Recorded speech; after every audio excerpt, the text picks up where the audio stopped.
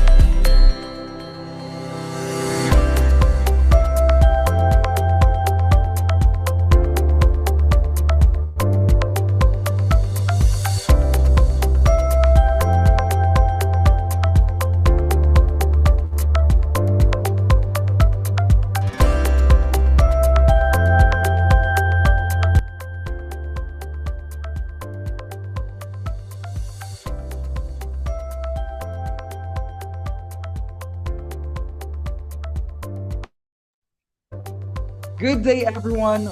Welcome to today's insightful webinar, the disaster-proof strategies for effective disaster management, a project conducted by the Community Extension Services Office of St. Dominic College of Asia. We are gathered here today to learn and equip ourselves with knowledge that can help us navigate unexpected situations and emergencies. I'm Clarence Batisme and I'll be your host for this webinar.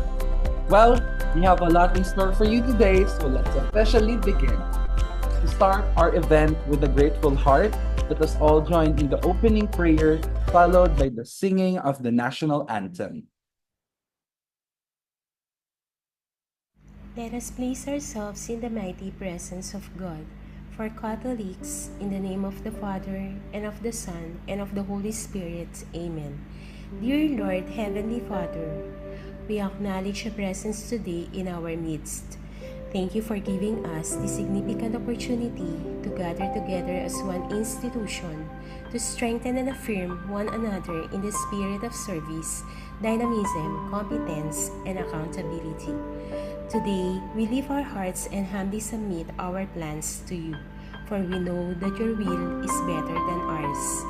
As we go through this day's activity, we ask that you guide and equip those who will present today, as well as every member of the Dominican community. May this undertaking bring glory to your name as we continue to serve this institution. We ask this in the name of our Lord Jesus Christ. Amen.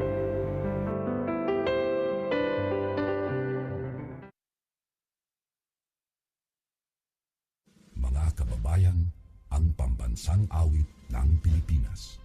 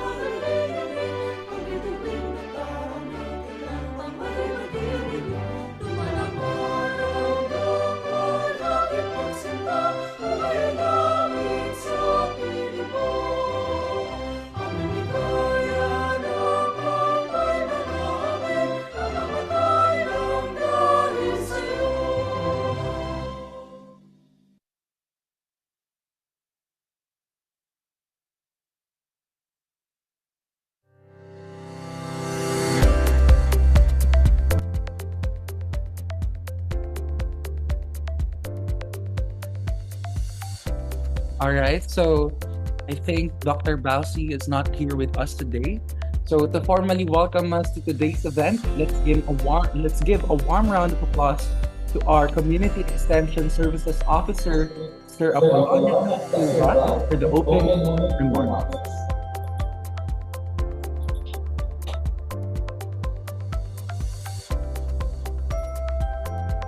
Good afternoon to all participants, especially to our guest speaker and person, to all our school officials, our President, Dr. Gregorio Andaman Jr., to our Vice President for Academics, Affairs, and Research, Extension, and Linkages, Dr. Nilda W. Garcicas, to our deans and program chairs, and to all the students who are especially attending this particular webinar. As we know very well, that the Philippines has been all year round, not only annually, but all year round visited by disasters, either by naturally or humanly induced disasters. We, in this particular life, then we might as well be prepared in every second, in every minute, in our daily life. I remember during the pandemic that we have that particular aspect of preparing for the go ban, if you remember that one, even in the period and during the time that there's that news concerning the big one, no? The go bag is really a trending phrase during that time. That even in the barangay level, as we are asked to be aware, be knowledgeable, and de facto have in our house. We have two in our house actually of this. Hope nothing happens or will happen, but so let us be prepared by listening to our resource person, that everyone will be really, and especially for everyone who will be participating in this particular webinar. Thank you for attending this particular webinar. Thank you very much, Sir Paul, for that inspiring message. We are now more excited to dive into today's discussion. And now, to introduce our esteemed speaker, let us welcome once again our Community Extension Services Officer, Mr. Apolonio L. Silva. Okay, so let me introduce to you our international guest speaker. He's a Filipino, but he is based in Rome, Italy. He was born in September 3 and in the blessed province of Bohol, Maribojoc, Bohol. He belongs to the religious order Ministers of the Infirm, or what we call the Camillans, or formerly they were called the Order of St. Camillus. No? He studied in St. Camillus College Seminary, Philippines. He took his Bachelor of Arts in Philosophy, and then eventually his theology, Bachelor of Arts in Sacred Theology in Loyola School of Theology. His further studies, he studied in Instituto Internazionale di Teologia Pastorale Sanitaria, or what we call the Camillianum in Rome, Italy. He got his licentiate in Pastoral Health Theology. When we have that particular degree, licentiate, this is an ecclesiastical degree or church degree of the Roman Catholic Church, which is equivalent to master's degree. Also, he took his licentiate in school of social science, especially in social doctrine of the church, in the Pontifical University of St. Thomas Aquinas, the famous Angelicum. He is pre-novitiate in St. Camillus College Seminary in Marikina City, Metro Manila. His novitiate in St. Camillus Novitiate in Baguio City. His post-novitiate or theologate in St. Camillus Theologate, Quezon City. He took his perpetual profession of vows in 1994, and he was ordained priest in 1994. His working experience are the following. He was a registrar of St. Camillus College Seminary, 1994 to 1998. He was the economist of St. Camillus College Seminary, 1995 to 1998. When you say economist, this is the treasurer, the financial manager in that particular seminary, the one holding the purse and the financial aspect of that college seminary. And then he became rector of the St. Camillus Seminary in 1998 up to 2004. And then eventually, he became provincial councilor, Philippine Province, 1998 to 2001. And when you say provincial councilor, this is one of the board members governing together with the provincial leader of that particular province, of that particular congregation. And then he was the director of St. Camillus Hospital in Calbayog, 2004-2006. He became general counselor or consultor for ministry, 2014-2017. This is the highest governing body of a congregation, of an order in this particular aspect, ministers of the infirm as general consultor. And the highest position here is the Father General, together with the general consultors or the counselors. Then he became also Director, Camillian Disaster Service International Foundation, the CADIS, from 2015 to the present. And here are some specific tasks and assignment he was given during his stint as director in that CADIS, or the Camillian Disaster Internationale Foundation. In the year 2012, he was a project coordinator for CADIS, Flood Victims Relief Program and Medical Assistance in Pakistan. In 2012 also, he was project coordinator of CADIS Medical Relief and Food Security Program for the Somalian refugee in Wajir, Kenya. 2013, project monitoring and evaluation officer in India for the CADIS Medical Relief Intervention for the flood and landslide victims in Uttarakhand State in India.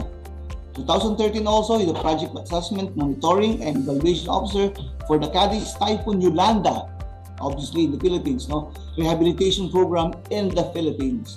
2014, he's the Project Assistant, Monitoring, Evaluation Officer for Cadiz Ebola Response Program in Sierra Leone. 2021 up to 22 is the Project Coordinator. In 2021, he was the Project Coordinator of COVID Response in Africa and Haiti. In 2022, Project Coordinator, Ukrainian Refugees Resilience Building. Without further ado, let us have our guest speaker, Father Aristelo Diaz Miranda, MI. Thank you very much. Can you hear me? Loud and clear, sir. Father. Okay. Yeah, thank you very much for that very generous introduction, Sir Paul.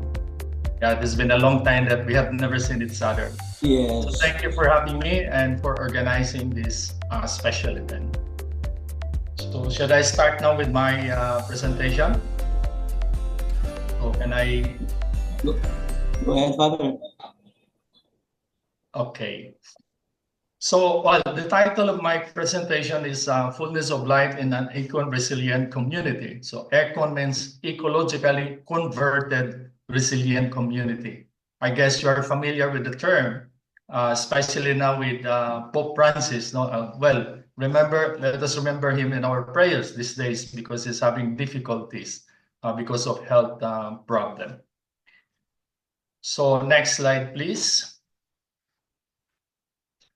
Okay, let me just introduce quickly the Chameleon Disaster Service International. So it is founded by the Order of St. Camillus, or known as the Chameleons, which is congregations way back in the 16th century founded by the patron saint of the sick, hospitals and nurses, St. Camillus de Lelis. And St. Camillus the Chameleon Order is engaged in healthcare ministry. Now, disaster humanitarian ministry came to the order only in the later part of the history of the order, way back in year 2000. So technically, St. Camillus himself has been engaged in those days, way back in the 16th century, of responding also to victims of disasters. However, for quite some time, we never pick it up. And we focus so much more on our healthcare or hospital ministry.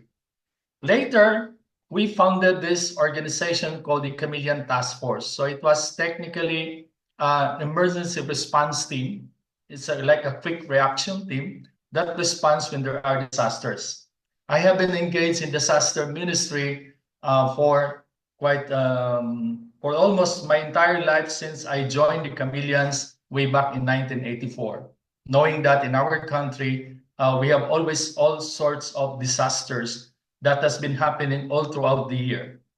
And later in 2015, we founded now this foundation called the Chameleon Disaster Service International.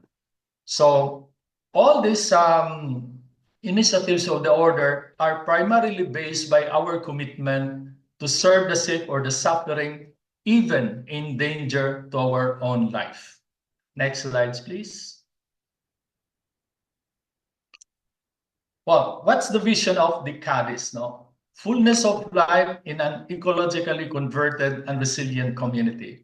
Nowadays, we don't just simply talk about responding to the immediate needs of the victims of disaster or survivors. But it's very, very important to take into account that disasters are happening not just mainly because of nature, but there's also the human aspect to it. We will tackle more about in the next slides then. Our mission is founded on the love and mercy of Jesus with St. Camillus in our hearts. We promote and inspire community development based on integrated health programs for the well-being of men and women affected by disasters through compassionate, competent, and coordinated interventions. Let me just highlight this very important aspect of whatever we do, whether you are part of Cadiz or not, but you're doing it for responding to the needs of the victims of disaster or survivors. This three C, it has to be based on the values of compassion. This is very, very important. No? Compassion is not just simply an evangelical values, but it is a values that cut across all the different facets of our life. And that is what makes meaningful our response to the people. And of course, it has to be with competence. That is why we need to learn, to know, to have knowledge, because responding to disasters is not just simply giving food, water, or distributing medicines and vitamins, but more than that. And of course, it has to be coordinated. There are now different organizations who are responding to different disasters in a particular situations. We have to coordinate. Otherwise, those who are responding will create more issues or problems rather than solutions. Next slide. We have been responding to disasters in the different places all over the world. We are actually eyeing to respond to disasters in almost all the 38 countries wherein the chameleons are present. But not only in those countries where there are chameleons, but even in those countries that they are really in need of help. And that is why we responded, just like Nepal, Pakistan, and so on and so forth. Next slide, please. Well, this is just an example of our responses to the different disasters that have been happening. And this is quite interesting in India, Uttarakhand flood. This was caused by not just simply strong rain, but they define it and describe it as a cloud burst. And it was actually my first time to hear such a kind of phenomenon, cloud burst, in 2013. It was just like a huge cloud that somehow bursted, just like a volcano. And that one produced a lot of water, and many houses were damaged, and a lot of lives perished. Next slide. Well, I guess you are very familiar. Just before Yolanda, there was a huge earthquake in the central Visayas, and the epicenter was in Bohol, and that's my hometown. Technically, the picture you have seen here is our house, actually. It was destroyed during that earthquake at a 7.2 magnitude earthquake. We have experienced a lot of earthquakes, and I think we are also waiting for such a big earthquake. We're preparing for that. Scientists have been already predicting that it will happen, but we do not know when. Next slide. Again, Typhoon Yolanda or Typhoon Haiyan. So right after Bohol earthquake, we moved to Tacloban. 5 days after the flood or the typhoon, that Category 5 Typhoon Yolanda. And we saw terrible situations. I guess many of you have seen that. Next slide. Of course, you have heard about war in Ukraine. No, and the war is not only affecting Ukraine or the nearby countries of Ukraine, but it's affecting globally. And we have been experiencing that, especially on the economic aspect. It brought a lot of economic damages and impact to the different countries. I've been to Ukraine in 2023, a year after the war, and since we are also doing our response to the IDPs, the internally displaced people, and some of those refugees who were able to cross towards the nearby countries like Poland, we are also organizing shelter to them. And up to now, we still have projects, and we are now helping them to find a house and to find a job in Poland, because there's no way for them to go back to Ukraine because their place was totally destroyed. Next slide. Of course, we could not forget that COVID-19 pandemic that has been really bringing havoc to the entire world. Apart from the disaster that happened because of COVID, brought about by COVID, we also realized a lot of new things. And this is one of those, a fruit of this online classes, online sessions, and so on and so forth. So there's also something good out of that. We were able to make use of different opportunities that we could harness from that kind of experience. Next slide, please. Okay, now the year 2023 experienced high disaster mortality. So I am now talking into the global situations with a total of 86,000 deaths exceeding the 20-year average of 64,148 and a median value of 19,000 deaths for the same period, mainly due to the dramatic earthquake in Turkey and Syria. I guess you have heard about that dramatic earthquake. So we have also our response to that earthquake, to the victims of the earthquake in Turkey. These are not just simply numbers. There are faces behind in all these numbers. And that is why this is a very, very significant year as far as disaster impact is concerned. Now, why disasters are happening? Next slide, please. Let's try to see the situations. What are the biggest disasters that has been happening in 2023? Of course, top among that, it's flood. And even in the average of a 10-year average, we still have flood is still the biggest type of disaster that has been happening. For us, we're very much familiar with flood.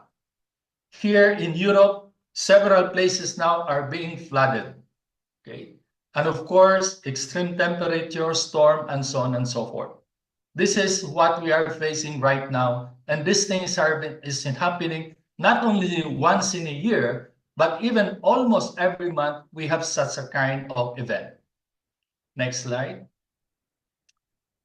In terms of occurrence of disasters, Asia is top among them. 163 in 2023 of the disasters took place in Asia. Asia is a continent that is very much exposed to disasters. And in Asia, we look at Philippines is the second in terms of the countries that is being hit by disasters. There were 15 disasters, big disasters, and these are only natural disasters. We're not yet talking here of humanly induced disasters. Of course, the Americas, Africa, and Europe as well. So the entire world now is experiencing a lot of disaster. Next slide. In terms of human impact, we are now counting big millions of people being affected by disasters. And this is quite alarming because when we talk about impact, this is not just directly impacted by disaster, but even indirectly. That is really bringing a lot of sufferings among the people who are very close to these disasters. Again, Asia is on top of that, okay, and followed by the Africa and the Americas, and so on and so forth. Next slide. In terms of deaths, again, in all this disaster, there were 73.4% died of those impacted by the disaster. Such a huge number because we're talking here of millions of people who died because of the natural disasters. Next slide. And then last year, 2024, again, Philippines is still on top of the high-risk countries in terms of natural disasters. And next to the Philippines, Indonesia, India, and so on and so forth. In this past 3 years, since 2021 onwards, Philippines is on top in the entire world in terms of its risk and exposure to disasters. And UNICEF has been also coming out with their survey and research that between 2016 and 2021, Philippines is still on top of where children are most affected and displaced by disasters. And I guess it is also understandable in the Philippines because when we have strong typhoon or flood or any other event or calamities, the schools are being used as an evacuation centers. So of course, this will not, this will hinder students to come up to schools because their schools are being used as evacuation centers. Now, apart from that reality also, a lot of all these people who are being affected, especially by flood, are living in the highly urbanized centers. And they are easily displaced when there are fire, when there are floods, and so on and so forth. Here on top, the Philippines is where extreme weather has displaced the most children. And you know, when children are affected, we are also thinking of what would be the future of our country. And this is a very, very important aspect to think about that. Next slide. Now, why is it that a disaster happens? All those statistics that we have seen. And you will notice that the numbers is increasing and increasing every year and every year. And the intensity of the events are also increasing and increasing. So why these things are happening? A disaster happens not only when there is a typhoon, there is a flood, there is an earthquake, or a volcanic eruption. We don't call that disaster. Those are events and natural events. And these things will happen. So this is something that we have to learn, that these facts in the first place are natural. But when it becomes a disaster, it's no longer natural because the hand of man, okay, the human aspect is in there. How is that? Okay. For instance, earthquake. There was a huge earthquake way back in 2010. It happened in Chile, and that was an 8.9 magnitude. Never heard of that, 8.9. But the casualties numbered only 301 deaths. In Haiti, prior to that, 2009, there was an earthquake of 6.7 magnitude, which is way below than what happened to Chile. But how many died in Haiti? There were over 300,000 people died in Haiti. These are two earthquakes with different magnitudes, but the one with a lesser magnitude caused a lot of casualties of over 300,000, while an earthquake with a greater magnitude, it had only something like very, very low, 300 casualties. What's the difference between the two? Why there was so much damages happen in Haiti than in Chile? It's because the one in Haiti, they are very much exposed to the risk. At the same time, the type of houses that they have is not within the standards. And that is why, like in Chile, their houses were built according to the standard, knowing that their country is exposed to a lot of earthquakes. That is why their houses and buildings were able to withstand with an 8.9 magnitude. And many survived and very few casualties. In other words, an earthquake will become a disaster when it happens to a place which is very vulnerable to such kind of natural events. And then when that thing happens, when hazards like the earthquake, and of course the vulnerable factors like their economic situations meet, then you will see the impact of that. That is a disaster. A disaster happens when the country is no longer capable of responding and they need some other organizations or entities outside of their country to respond to that situations. Now, what are these vulnerable factors that we are talking about? Lack of coping capacities, for instance. Some in Haiti didn't have such a kind of training as we do in the Philippines. We have this drill, no? We have this earthquake drill. They don't have that. That is why the Haitian people, when that earthquake happened, many of them perished. Well, in Chile, they have a regular earthquake drill because they know that their country is exposed to earthquakes. And that is why people know where to run, where to stand, what to do when an earthquake happens. And it saves a lot of people. So here, preparedness is very important. Now, lack of adaptive capacities or they have susceptible situations. Of course, the economic aspect is very, very important here. In Haiti, in Port-au-Prince, they have these huge urban centers where people are really packed in one locality.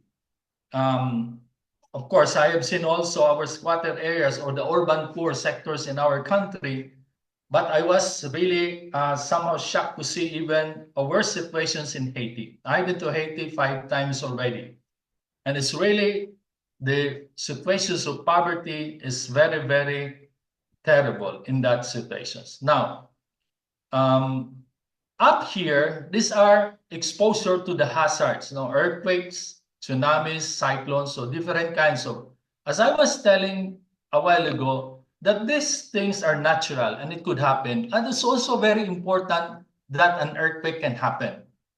Because if an earthquake doesn't,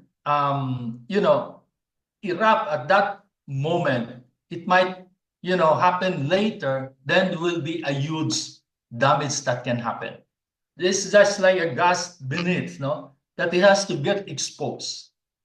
Floods are also important because it brings different plant species and storms as well to other places, okay? Especially the endemic species that we have.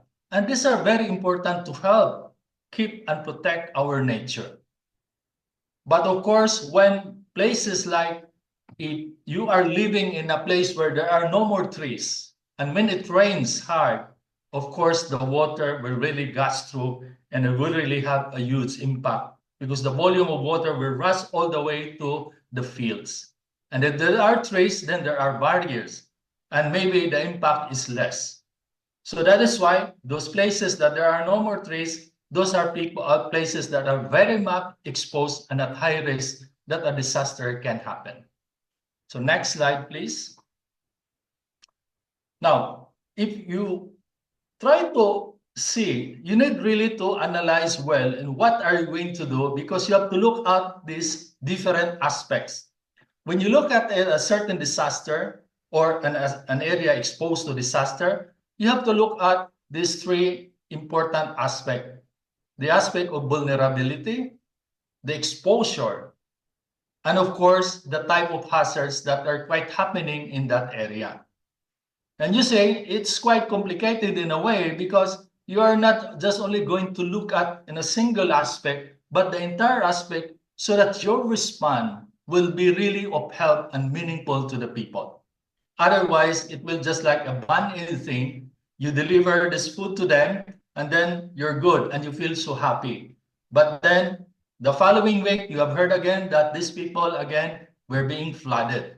So we just keep on delivering and distributing ayuda and so on and so forth. That will not really help at all in their very situation. So you have to analyze in this way, what are the vulnerable aspects of that locality?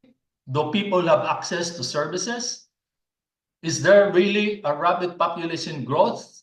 Okay, highly or thickly populated area, rapid urbanization, unregulated construction. This is like my examples, the one in Haiti. There is really this unregulated construction. It does not go with the standard of the building code.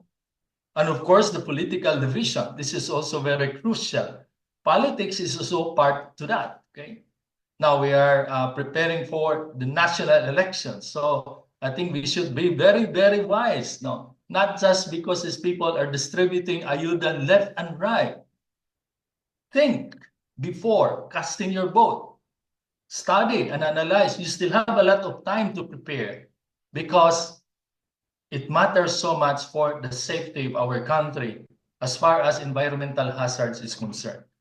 And of course, exposure to the people. Where are the people located? What kind of infrastructure do they have? What are the economic facilities in the buildings and the social services that is available? Because when a disaster happens, then if all this, like the infrastructures and the different facilities are available and can still function, then you can save a lot of lives. But if these things are not present, and if they are present, they are already destroyed by the flood because they're not built in a situations in a very good location, then again, a lot of people's lives will really perish in that. And of course, looking at what are the types of disasters that have been happening. So you have to look at the risk hazard analysis, study that so that you will be able to plan well on what kind of response that you have. We don't only respond when a disaster happens, better before any disaster can take place. Because we're talking here especially of preparedness. Next slide. And every disaster becomes a watershed event exposing the reality of marginalization, social exclusion, inequality. Whenever a disaster happens, this is something that becomes so obvious in a locality. You will see the marginalization, social exclusion, and equality. Because it is not just simply natural disaster, but as I was saying, a human hand is part to that.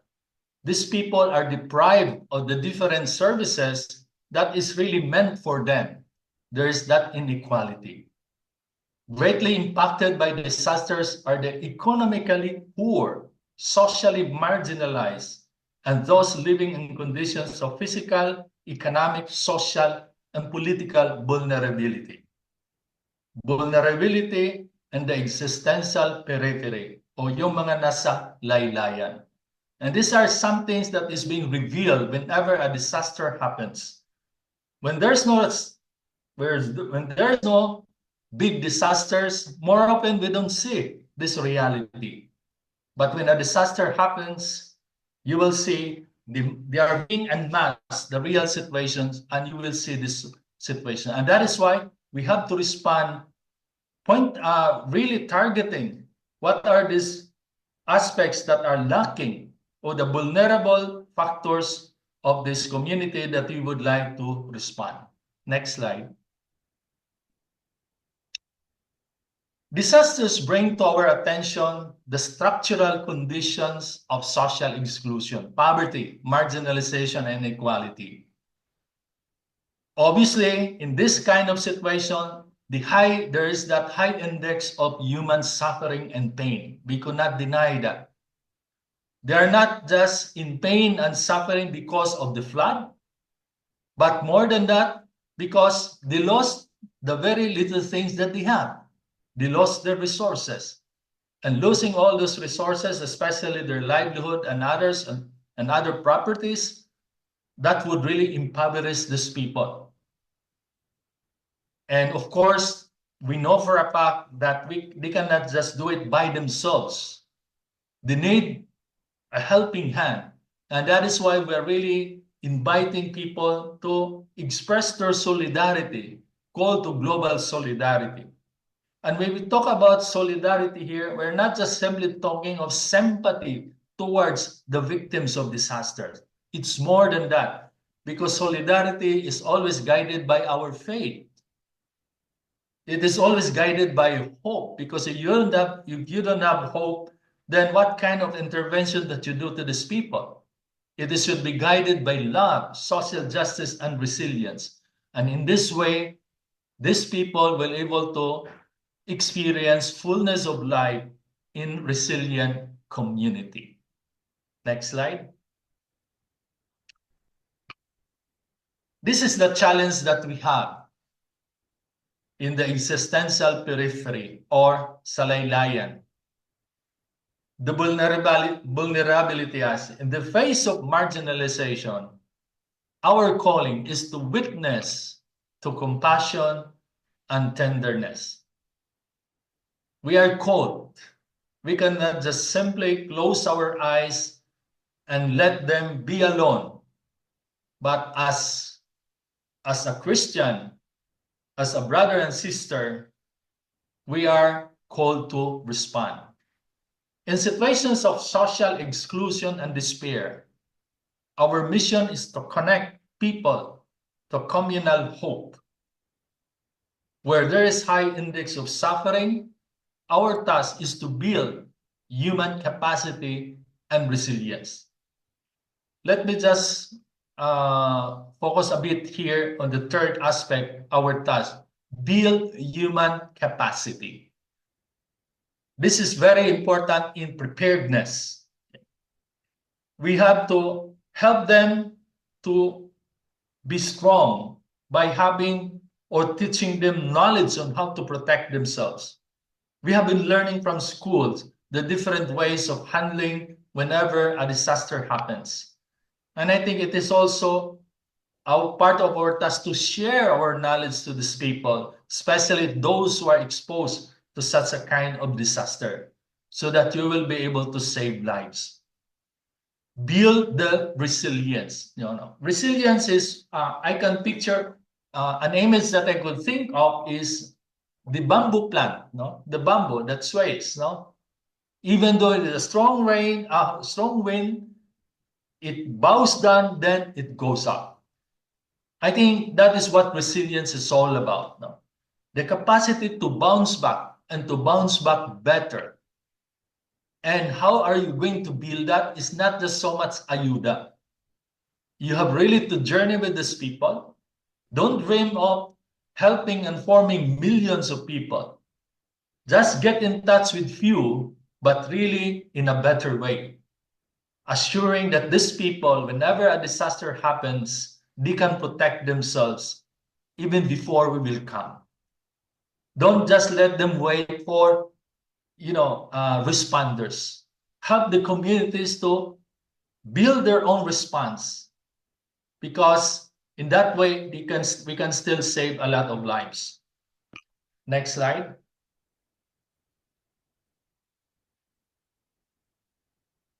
We need to develop that culture of solidarity. The many situations of inequality, poverty, and injustice are signs not only of a profound lack of fraternity, but also of the absence of our culture of solidarity. I'm not so sure you're familiar with the picture. This is when Pope came to the Philippines for the first time, and it was in University of Santo Tomas, I think, ground when he visited, and this child, and there were other three were present during that moment. Okay? And this child was crying and asking the Pope that why is it that we innocent people are suffering? And Pope Francis, what did he didn't explain in a theological manner, and he was just honest to tell the lady, the girl, that I myself don't have answer, but the fact that I'm here, I think it can answer part of your questions that you've been addressing to me. Journeying and accompanying people, giving them hope amidst all the difficulties is what solidarity is all about. Next. It is a firm and persevering determination to commit oneself to the common good. So solidarity is not just mainly expressing your sympathy to those who are suffering, but it is a firm, persevering determination to commit oneself to the common good. And I think this is, as a Christians, we are really called to be in solidarity with these people. We are really, because we are all responsible for one another. We are not just like Cain and Abel asking, am I my brother's keeper? We are our brother's keeper. Whether you are close to that person or you do not know that person, whoever that person is, the fact that he is a human being, he is your brother or sister, and that is why you are responsible, and both of us are responsible for each other. We have always to think of that we have this responsibility, and that responsibility is responding with ability. So it is not just a feeling, but it is doing something, sharing your gift, your talents and knowledge in order to save lives, especially those who are suffering. Next slide, please. Because we have a common origin, having been created in the image of God. So we are just one human family. The one in the picture, this is our team, actually, the global team. And these are all leaders of the different codices in different countries. Mostly are Asian, because Asia is, of course, our primary target in our response because of so many disasters that have been happening. Next slide.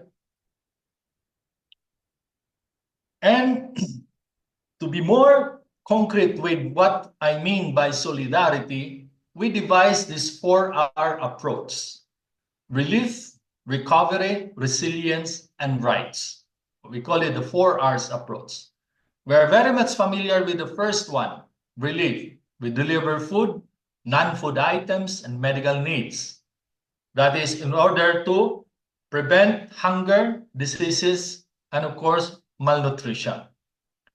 Then we move next to recovery. This is now building or rebuilding houses, basic infrastructures, home, water supply, and sanitation. Recovery by building back better basic infrastructure. One thing also, this is also very important nowadays, and not only in the Philippines, but all over the world, in my experience. In the relief and recovery aspect, communication is very important. Meaning to say, you have to set up a communication point wherein people can communicate to their loved ones, to their relatives, whoever they are, now that we have all cell phones. So this is also a way of help that can be extended to people. You don't need to distribute cell phones to the people, but make available some of the cell phones maybe for these people to call to their relatives far away from them, telling them that they are okay, or, you know, at least they can hear from each other. And that is a very, very important aspect because it gives a sense of relief to the victims of disasters to get connected to their closer and loved ones. And of course, resilience building. So when we talk about resilience, we're not talking of the livelihood, addressing those vulnerable aspects of the people, reforestation, community cooperative development, so building their capability for economic emancipation. And of course, lastly, rights aspect, because as I mentioned a while ago, that in every disasters, it unveils the very real situations of marginalization and social exclusion. Most of those affected by disasters are really the poorest of the poor. And that is why rights aspect is very important. Solidarity for social and political empowerment. We need to empower their people to claim their rights because they have their rights. They're not just simply urban settlers or occupants or whatever, but they are human beings who have the fundamental rights that must be accorded to them. Now, when we respond to disasters, normally we move from this cycle. We call it the cycle of disaster management.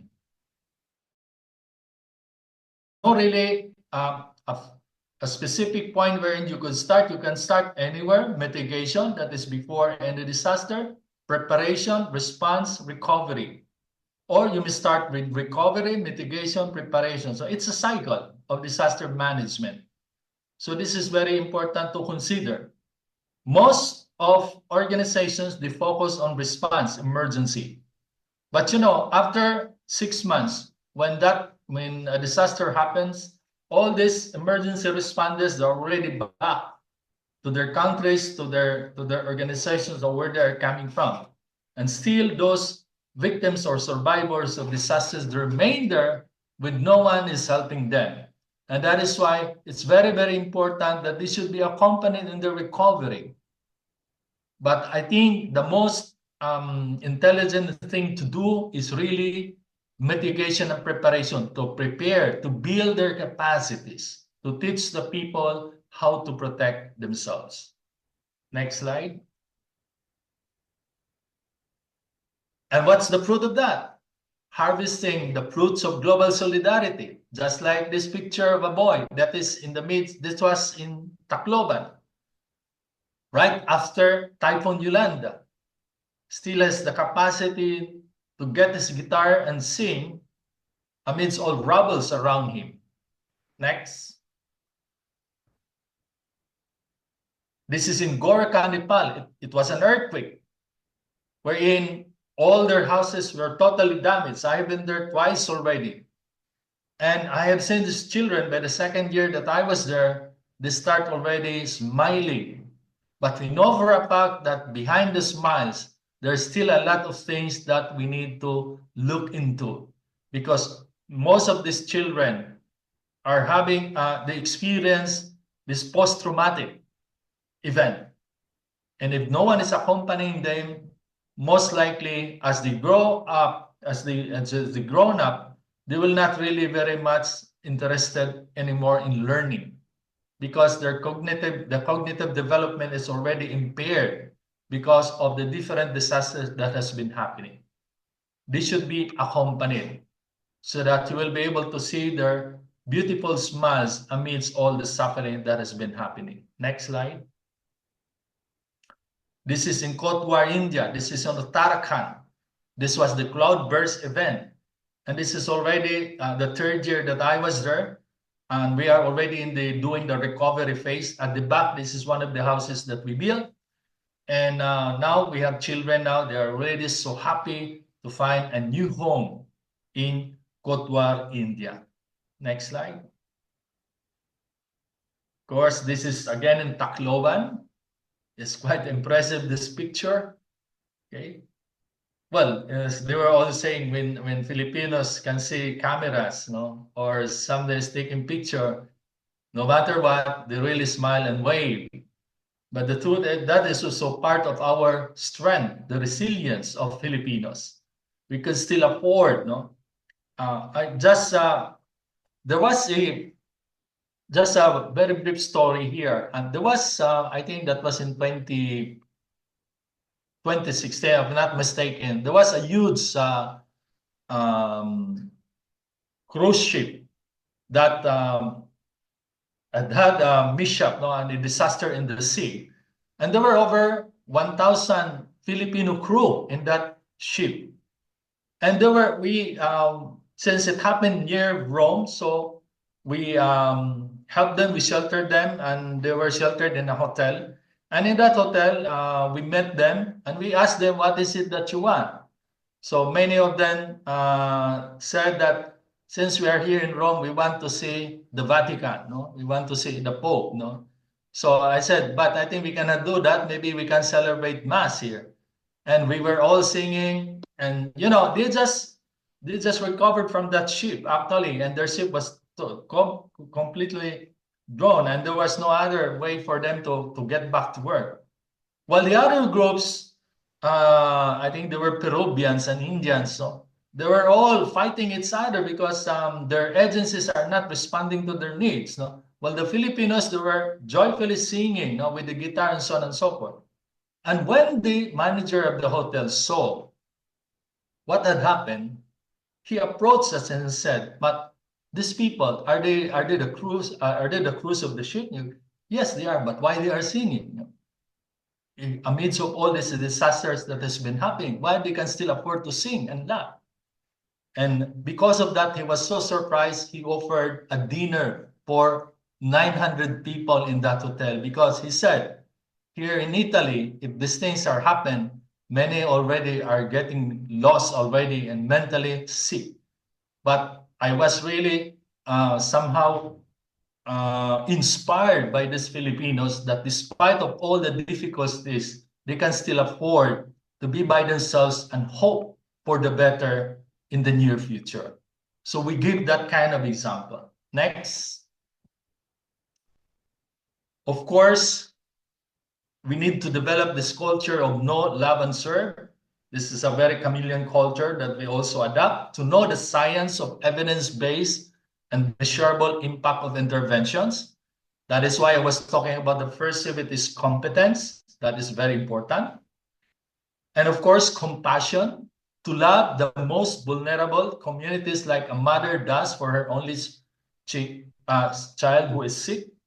And this is a very chameleon a thought. So this is what compassion is all about, a heart that beats to the most vulnerable.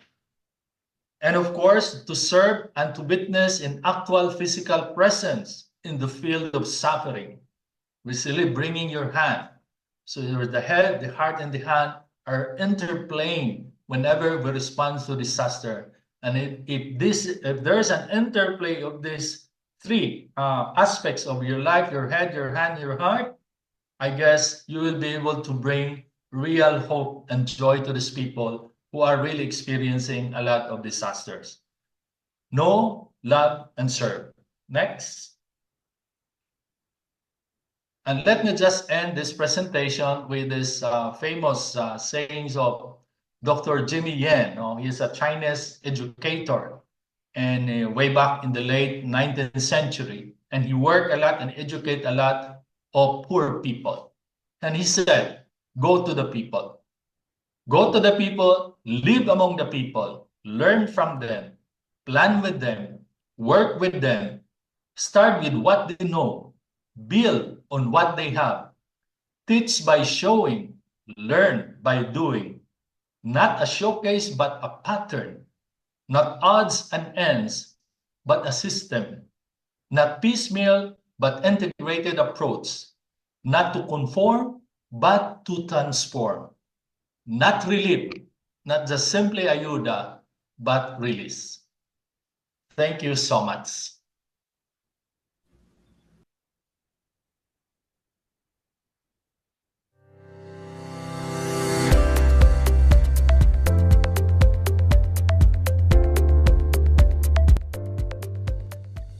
Yes, naring Gracio, Father Renzello.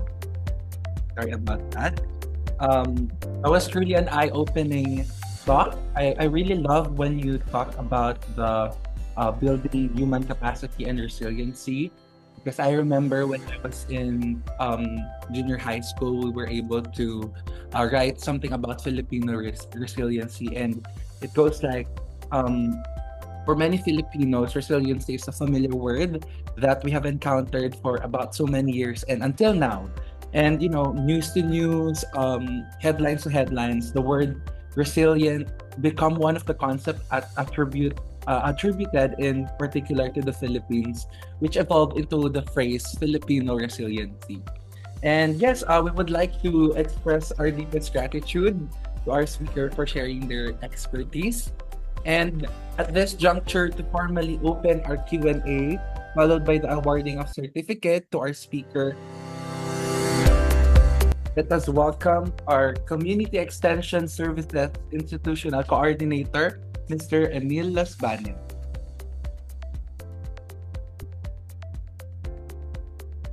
Okay, thank you very much. Thank you very much, Clarence. And of course, thank you very much, Father Aistelo Miranda, for a very comprehensive and informative talk. So we are now commencing the question and answer portion of our webinar. Okay, for those who have questions, okay, that you wish to be addressed by our speaker, you may unmute your mic or type in the chat box for our speaker to answer your questions. Okay, so we're now opening formally our Q&A.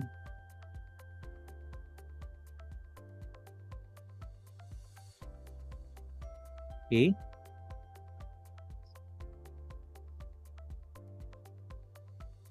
Okay, I think we have Samantha Nicole, okay, of BMMA department. Okay, you may now unmute your mic and ask your question. Hello and good day po. I am Samantha Nicole Riquez po, a first year taking Bachelor in Multimedia Arts, and I would like to ask a question po. So, how does your organization help people, especially in third world countries, adapt when their main source of income po is affected by climate changes? Okay. Should I respond it now? Yes, Father. Okay. Now, Yes, that's quite a big challenge actually. So how do we help these people especially in the third world countries now? First thing is we have always that stereotype that if they are coming from the third world countries and if they are really in a remote area or in a very poor area, we thought that these people are really in need most of our help. Now, the first thing that we do actually is we do some area assessment. We talk to the people, not just simply knowing their needs, but knowing also their resources. And this is very important. They have resources. It could be human or material. One of the very first things that you have to think about whenever you do assessment is what is it that these people can contribute to our efforts of helping them? And we list down whatever resources that they have. And we try to let them get involved in whatever we do. Don't just let them be only mere recipients of the help that you are bringing to them. Let them be part of it. Secondly, in determining their needs, sometimes we have this general idea that, if there's this kind of calamities, then these people need noodles, food, the quick one that is we can offer to them. Okay. Now, it has to be culturally sensitive because there are some cultures that they don't actually eat this kind of food. And that is why it's very important to ask them, if you are in need of food, so what kind of food you need? And try to see how you can provide. Of course, obviously, it's not that easy then but more often they will not demand really very expensive food and never had such a kind of experience. They always do with what is quick, necessary for them. But very important is ask them. It has to be a respectful help. And of course, third, when you implement the help, let them get involved, not just queuing there and waiting for you to distribute, but help them organize the community because they know better than you and they can facilitate order in that community. And you know what could be the fruit of that? They were really very, very happy. You see, you're now empowering these people in your own little way and you're giving them hope that in this point, or at least in this situation, you are not at all hopeless, but you have your own strength that can be shared so that we will be able to resolve whatever difficulties that we are experiencing right now. I hope that responds to your question, Samantha. Thank you for that. Thank you po.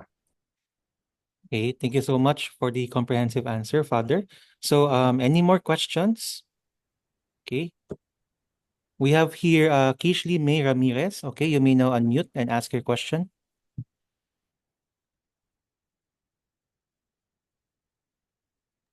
Good afternoon po. I am Kishley May L. Ramirez, a first year under Multimedia Arts.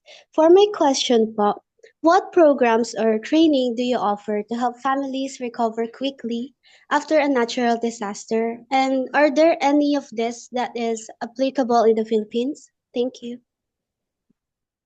Well, in terms of programs, we could think of a lot, but I think the very basic thing that we do in the area is it's not many organizations have been doing, but we are really doing is listening.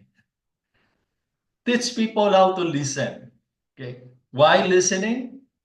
Because a lot of all these people who are experiencing disasters, they have a lot of fears and worries in them. And sometimes these fears and worries are not being expressed. It can turn out into a different thing in their lives, and it will have an impact on their mental health. And that is why help them to express themselves. This is one of the things. And you can train people on how really to listen, not just with your ears, okay, but really listen with the heart.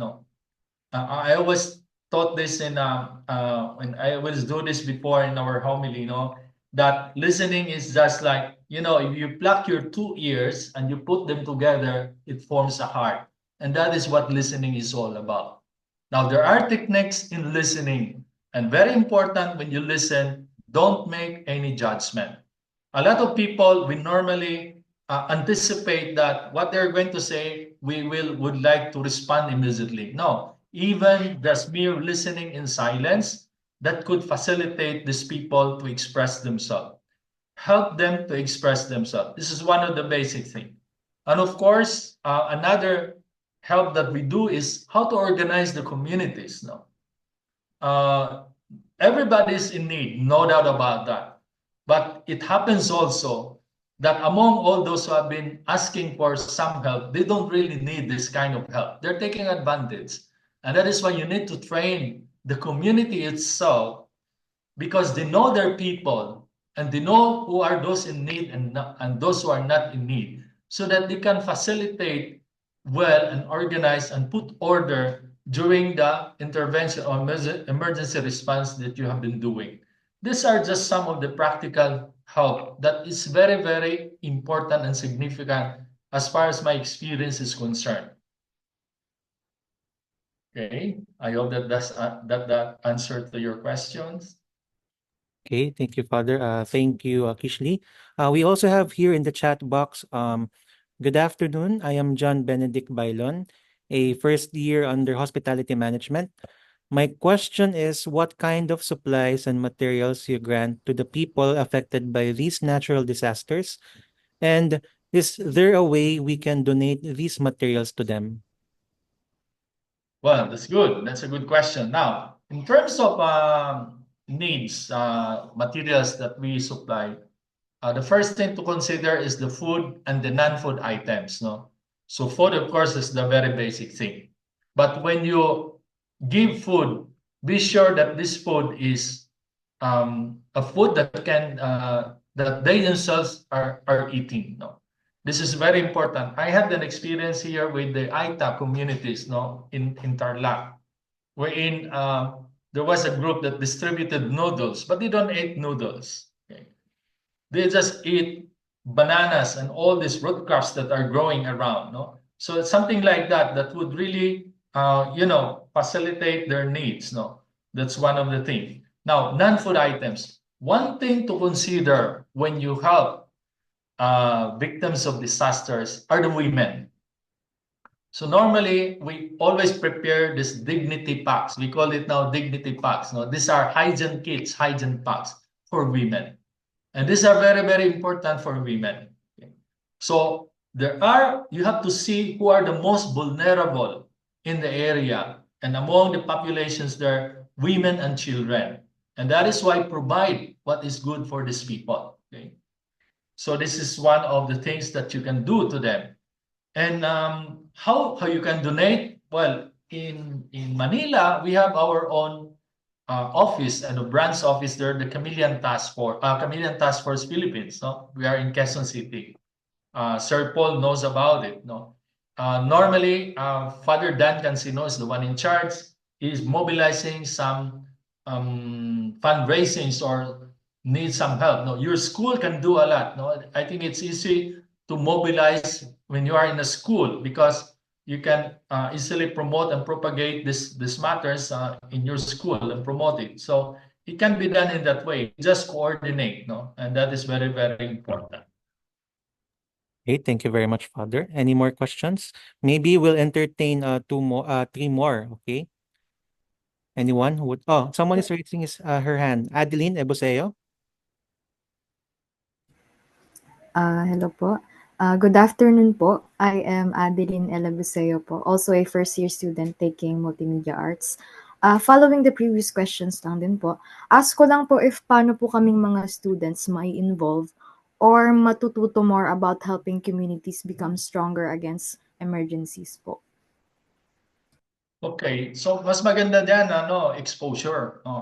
I think it's part of your also as part of the NSTP program. No, you have some exposures to some vulnerable communities. No, and of course it's not just mainly going there, no, and just being there. No, I think it should be organized then. So, for instance, in Quezon City, the Chameleon Task Force sometimes they are organizing some exposures to the different communities, especially in Antipolo and Rizal and Cainta, no, in the urban poor communities and the rural poor communities, no. And it should be kailangan napagplanuhan ng gusto at meron talagang programa.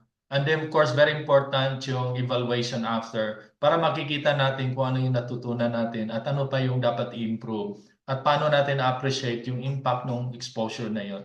Hindi sapat na siyempre once lang, pero at least to start with, that is very, very important. No? Kailangan dapat talagang ma-organize at ma-coordinate yung mga bagay na yan.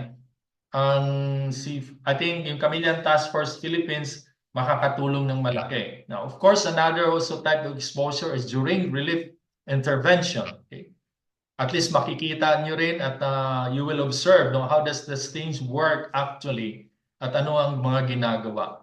Because this is also, because it's not just simply distributing here and there, but there are a lot of things, logistical aspect that you have to consider here. But it's easy to learn actually, but you need to get exposed. And of course, our volunteers can really help and guide you.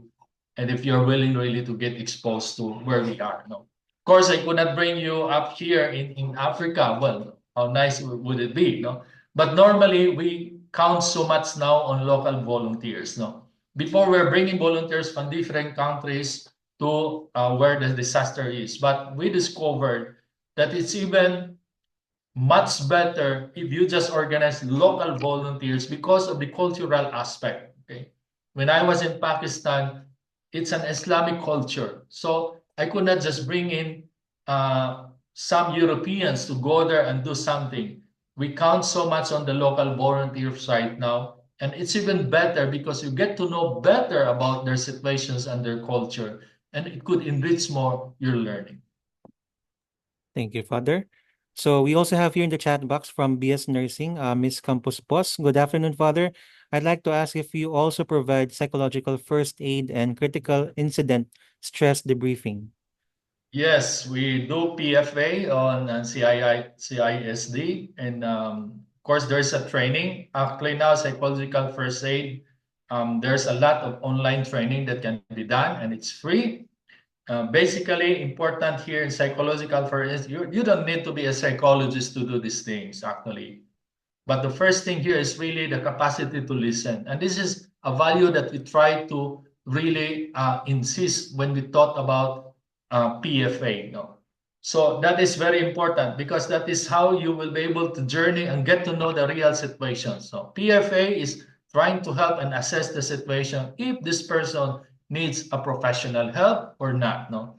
And if these people can get access to where these services are, these are also very important. No? So there are actually available trainings online that is being given, and these are very good training actually, and you can do that at home. Okay? And of course, join some groups so that you will be able to practice what you learn. Okay, thank you, Father. Maybe we'll entertain one last question. Okay, so one last question, Mr. Shed Hamzatan. Hello po, I'm Shed Hamzatan from BMA 1C po.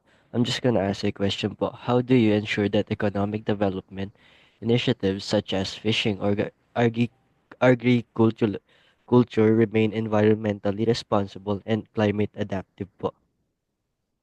Yes, dun sa aming mga resilience building program actually in Africa, we do smart agriculture. No? It's a climate resilient agriculture. Very important whenever we do such a kind of intervention. Of course, it has to be sustainable, to the environment, and then of course it has to be environmentally friendly. It's not so much of producing more than what is needed, but it's producing enough that can sustain the community and the population in such a way that you will never destroy also the nutrients, the natural nutrients of the land. Because they have also, all these nutrients actually have limits. Now, if you abuse that, then time will come that you will not be able to produce what is needed for you. And this is very important that we learn in Thailand. No? In Thailand, we have several projects in Thailand, and we are counting on the local knowledge, the indigenous knowledge of farming. And in Thailand, especially in northern part of Thailand, they don't do massive agriculture, but they do rotations. In certain place, they cultivate, and then up the next year, they will just leave it and let the land rest and move to the other one. Okay, and this is quite interesting because they also give a chance to the land to rest. So you should not abuse the land. Now we are celebrating Jubilee, and that is technically what Jubilee is all about. It's not just so much a celebration, but restoring the land to the people. So this is a very important aspect, and that is why we do these things in such a way that we will never destroy anymore this God-given gift. No? We have to be responsible to take care of that. It's not just so much producing more, but it's what is good and enough for our sustenance. Thank you so much, Father, for answering our inquiries. Thank you also to our engaging participants for taking into heart our webinar. So now I think we can proceed to the next part of the webinar. Back to you, Clarence.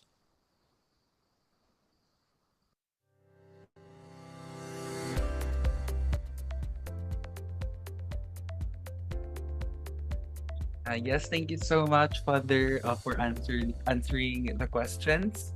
And thank you so much, Sir Emil. And now I think we can proceed with the next part, which is the awarding of certificates. So may I call on once again Mr. Emil James A. Lasbanas to award the certificate.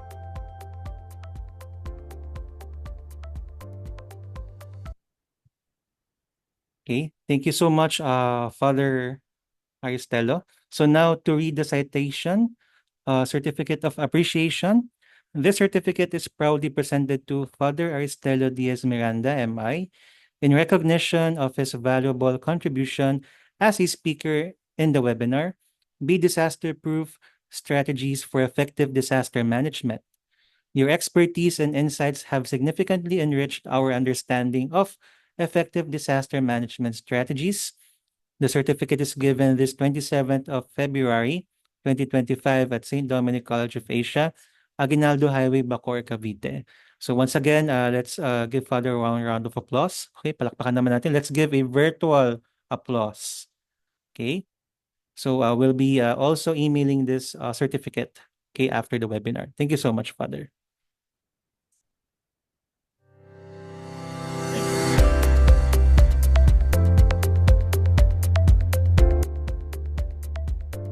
Thank you, Mr. Emil, for the awarding of certificate. And once again, as we wrap up today's event, let's hear some final words from our Community Extension Services Institutional Coordinator, once again, Mr. Emil Lasbanas. Okay. Okay, so hello again. So as we wrap up our webinar, on behalf of St. Dominic College of Asia, I would like to extend my sincere gratitude to Father Aris Miranda for sharing his valuable insights and expertise. Your guidance has equipped us with practical strategies to prepare, respond, and recover from disasters effectively. I also want to thank all our participants for actively engaging in the crucial discussion. So your eagerness to learn and apply these lessons is what truly makes a difference in disaster resilience. Let us remember that preparedness is not a one-time effort, but a continuous responsibility that can save lives and protect communities. I encourage everyone to share what you've learned today with your families, colleagues, and local communities. By working together and staying informed, we can build a safer and more resilient future. Thank you once again, and we look forward to seeing you in our future learning sessions. Stay safe and be disaster-proof.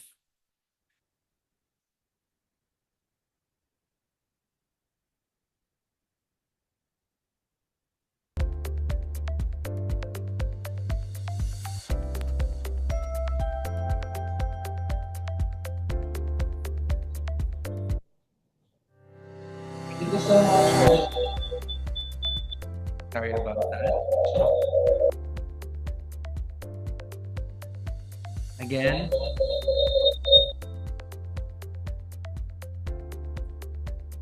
Thank you very much, Aris. Maraming salamat Ibidihan sa mo. iyo. Ibidihan mo. Okay, see you then in a few weeks.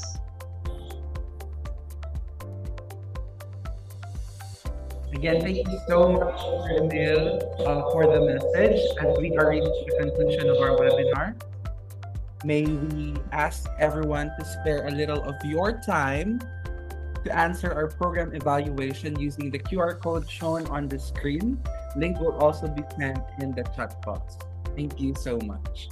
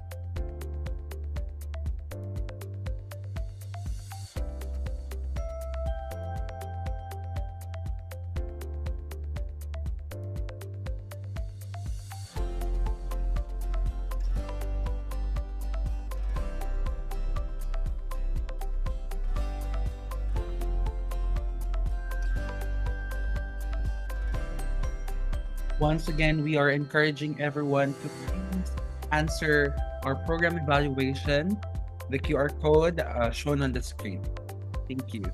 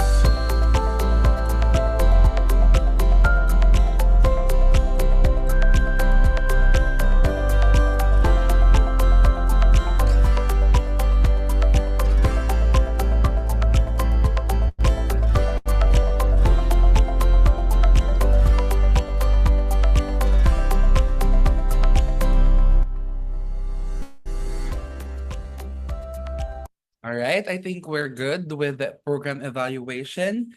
At this juncture, before we officially conclude, let us all join in singing the SDCA hymn.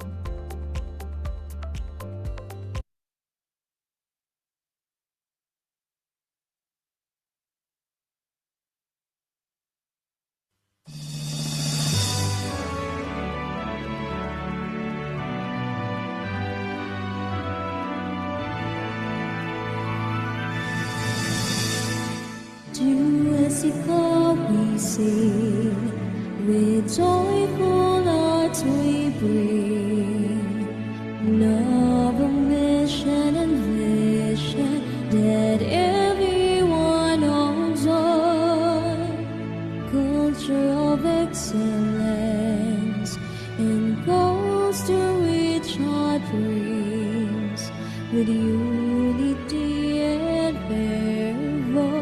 We cherish forevermore. Alma Mater, you guide us towards a truth that is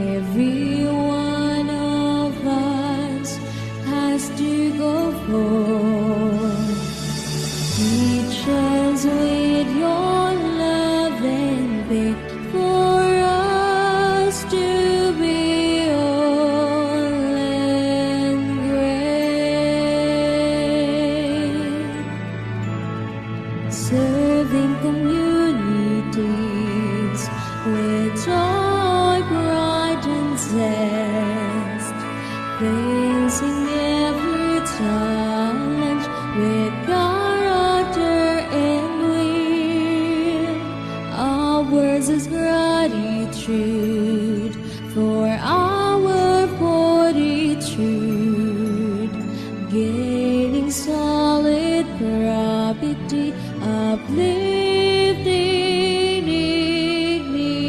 dignity. Alma mater, you guide us towards the truth that every one of us has to go for. Teach us with your love and wait for us to be all and great. For us to be whole and